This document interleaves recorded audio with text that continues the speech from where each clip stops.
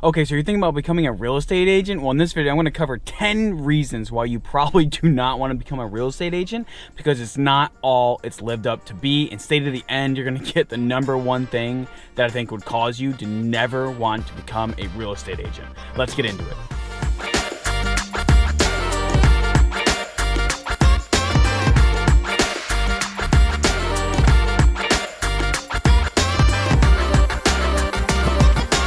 What's up, everyone? My name is Cameron Hodge. On this channel, I share about my journey in real estate and also about making the move and being at eXp Realty. This number popping up below is how you can get a hold of me. You can call, text, email, or schedule a Zoom call down below if you are looking for a brokerage, looking for a better option, and you are considering eXp Realty. I love every single day of the week having conversations with people looking to make that move, who want an honest opinion of whether they should or should not move. 'Cause let's be honest, it's not for everyone, but maybe it's for you, and maybe you do not understand the opportunity that's there. So reach out. Happy to have that conversation. Again, it doesn't matter if you're a team leader, broker owner, new agent, not even licensed yet, don't care. I love having that conversation with you when it comes to moving to eXp Realty. So getting into it, 10 reasons why you do not want to become a real estate agent. And it doesn't matter if it's 2022 or the years and beyond. I promise you all of these 10 reasons apply every single day. So getting into it. Number one, and that's the learning curve to get started. So like the test you have to take to become a licensed agent, it's crap. Like it is not a full measure of what it actually takes to become a real estate agent, because even after, like, that's like the legal side of it. But once you actually get into the industry, you start learning, you start, working in, day out, like you start to realize how much you don't know. And I promise you, even veterans in the industry that have 20 years of experience do not know everything, because there's so much to know. And there's all these different niches inside the business. First-time home buyers, short sales, foreclosures, investors. And even then, investors, it's like, what are they looking for an investment? Is it multifamily, single family, condos, Airbnb rentals?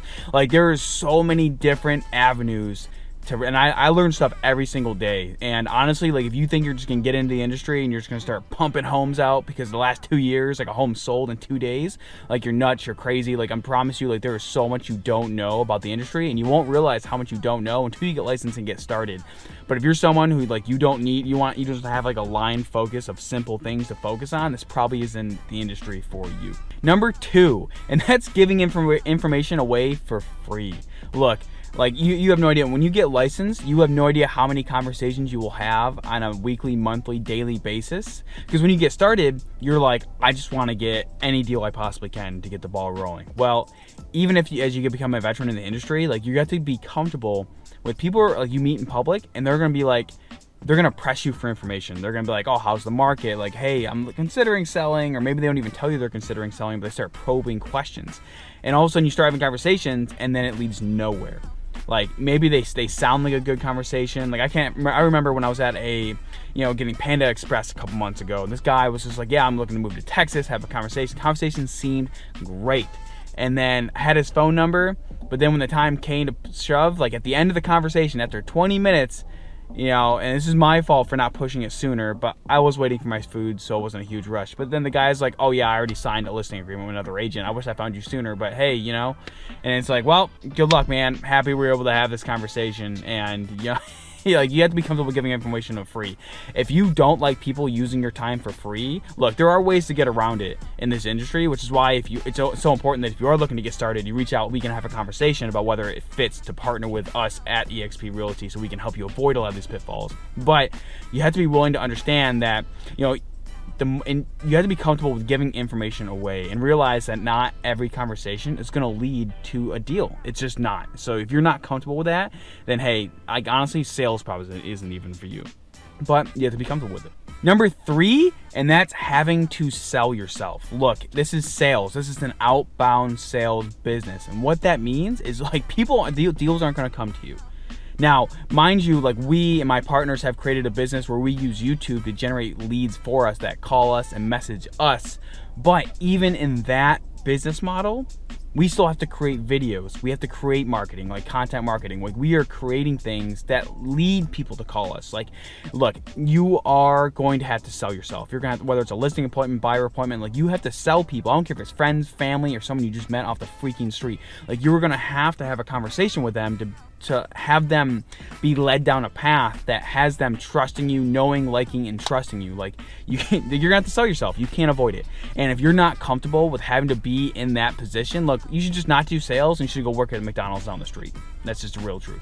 And number 4, this leads off of the having to sell yourself, and that's rejection. Like, you're gonna have to deal with people, whether it's calling people on the phone, whether it's having conversations with people only like a month later to have them be like, hey, I think you're trash. If you know that you're giving the best customer service, it doesn't matter. Like, you're gonna have periods of time where you're just gonna have a bad client, or something bad's gonna happen in the transaction that's not gonna be your fault, or you're gonna call someone at a bad time. Like, you could have had a great conversation a month ago, and all of a sudden you call them and they're telling you to F off, like you're the reason why the world sucks. Look, people will take your anger out on you. You're in sales.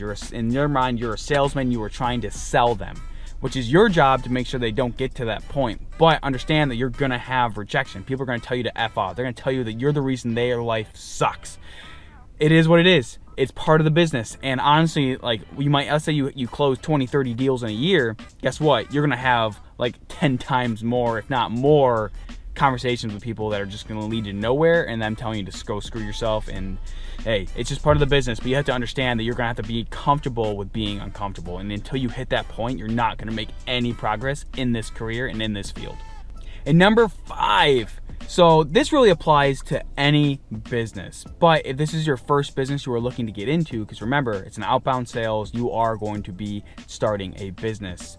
So get used to the fact that even though you think you have all these friends and all these family, you have no idea how little they will use you. Like, even if you stay in touch with them, you provide massive value, you have the conversations with them, you stay in touch, you do what you're supposed to do, I promise you there will be like a handful of friends or family that end up just going with someone else. Just fucking because, like, you know what I mean? It's one of those things where you have to be comfortable with understanding that is like, you're just gonna be in that position. Like, but at the same time, like, you might be blown away with the friends and family that you never thought would support your business, and they step up and they give you referrals. They use you because they trust you. Like, you'll be surprised, honestly, like, who uses you and who does not. So be comfortable if you are looking to get into this, that you have to understand that just because they're friends and they're family, I don't care for how long, like, it doesn't mean they're going to use you, and it doesn't mean they're going to support you in your business. So you have to be comfortable with the fact that they might not be there for you when you need them most, no matter how good or how much effort you put into it. Have to be aware of that. And number 6 is inconsistent pay. So this is sales. This is like, it can be cyclical. So what that means is, like, let's say you get licensed today, you get into the field today, and you start ramping it up. Well, let's say you start you're doing what you're supposed to. You choose how you're gonna market yourself, how you're gonna generate leads. You start doing it. Guess what?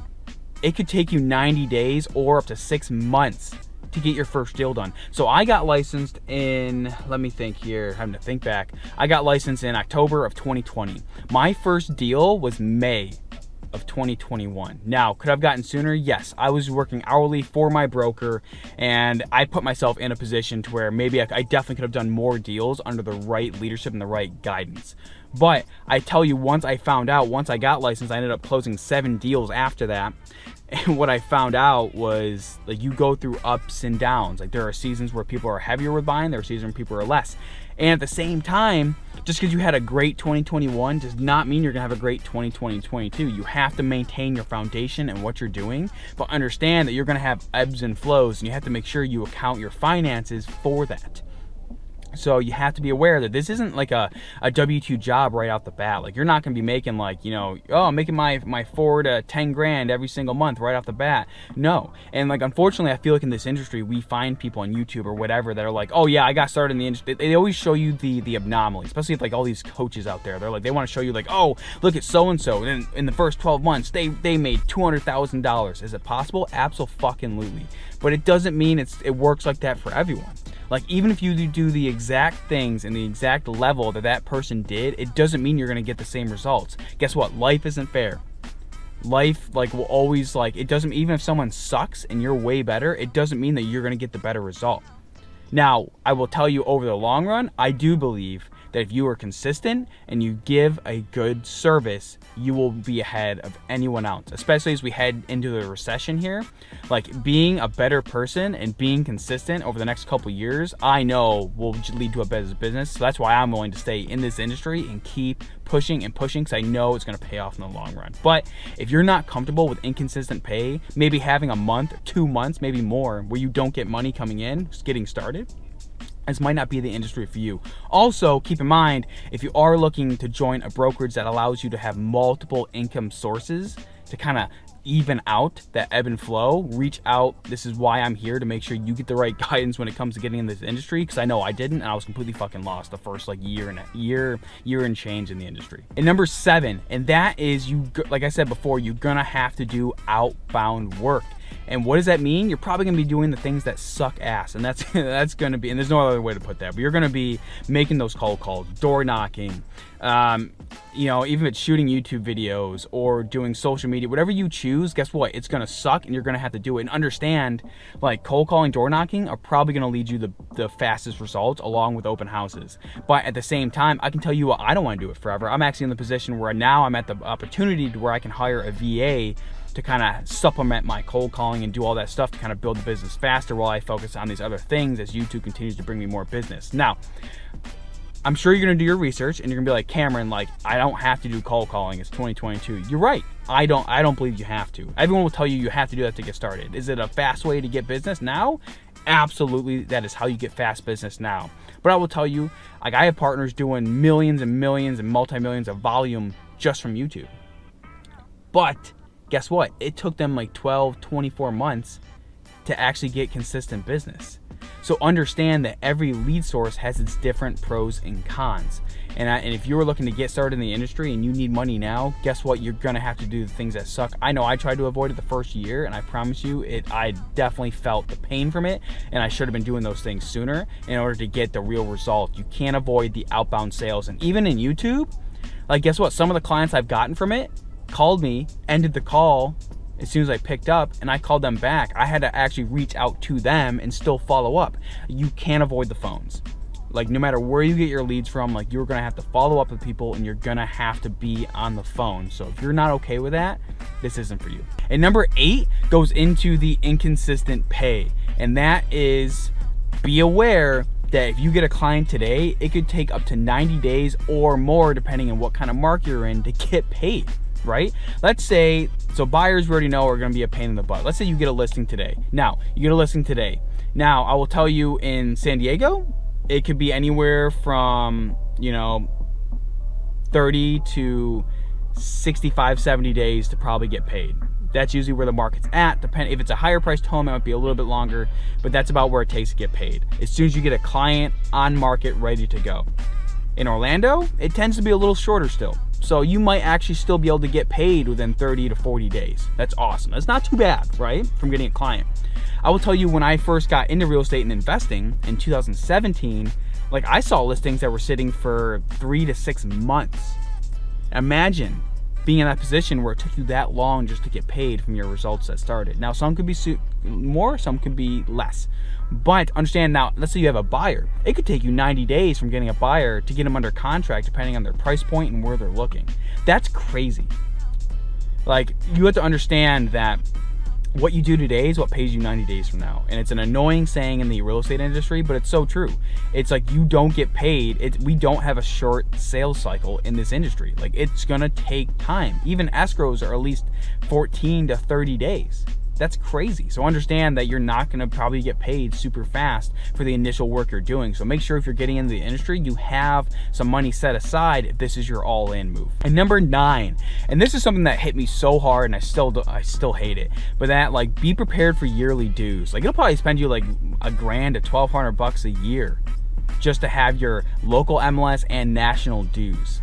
Like, it's annoying, especially if you're starting from nothing and you're broke, right? To have to pay for that every month. And yes, like, certain brokerages, even like EXP, which are on the lower side of fees, are still like $85 a month tech fee. Like, there are so many fees. And guess what? Whether you're broke or you're making tons of money, you will get blown up with companies, marketers, media companies promising you this magic little thing to happen that'll blow you up, and they just want your fucking money. Like between coaches, like there's 1,000 coaches out there, there's 1,000 everything, and it's so annoying. But I also tell you that's why I chose EXP, because we have so much training, and the way the uplines are structured for support, like I think they're making a massive crush on the coaching business, and I think it's a great asset for any new agent to consider that. But be aware that no matter who you go with, like you are gonna get people who are trying to take your money and they want a piece of your commission. Okay, number 10, and the biggest reason that could cause you not to do this is you don't have a fucking life when you get started.